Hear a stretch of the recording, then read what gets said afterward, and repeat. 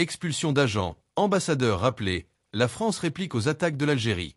Emmanuel Macron a annoncé l'expulsion de 12 agents algériens en réponse à l'expulsion de 12 Français annoncée dimanche par Alger. Paris avait promis de répondre. C'est désormais chose faite. Emmanuel Macron a annoncé ce mardi l'expulsion de 12 agents servant dans le réseau consulaire et diplomatique algérien en France, en représailles à des expulsions similaires annoncées par l'Algérie dimanche. Le président de la République, dans un communiqué, a également indiqué avoir appelé pour consultation l'ambassadeur français à Alger Stéphane Romatet.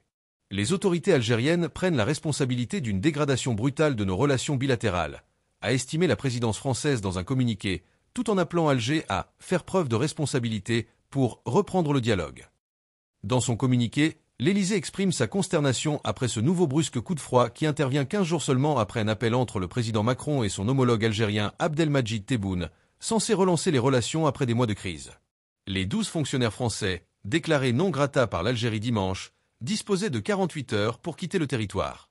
Une réponse d'Alger à l'arrestation en France, puis à sa mise en détention d'un agent consulaire algérien.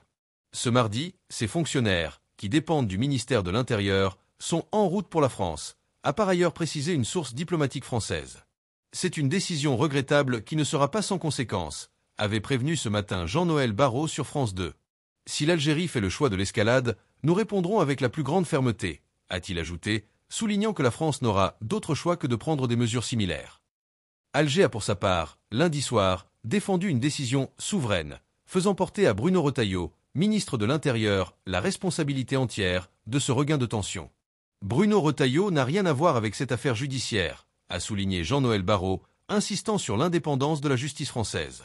3 hommes, dont un employé dans l'un des consulats d'Algérie en France, ont été mis en examen vendredi à Paris pour arrestation, enlèvement, séquestration ou détention arbitraire suivie de libération avant le 7e jour, en relation avec une entreprise terroriste, selon le parquet national antiterroriste, PNA, français.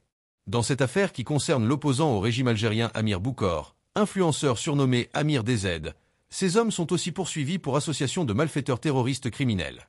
Ils ont été placés en détention provisoire. Sur X, le chef de la diplomatie française a indiqué ce mardi soir que le dialogue, qui doit toujours être privilégié, ne doit pas être à sens unique. Merci de bien vouloir vous abonner et de cliquer sur j'aime.